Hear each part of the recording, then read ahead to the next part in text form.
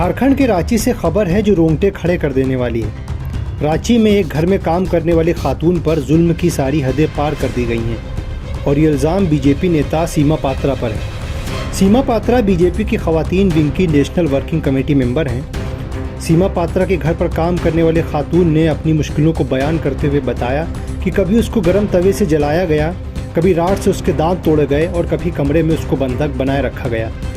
उसने मज़ीद बताया कि उसको भूखा प्यासा रखा गया और उसको अपनी ज़बान से पेशाब साफ करने को भी मजबूर किया गया।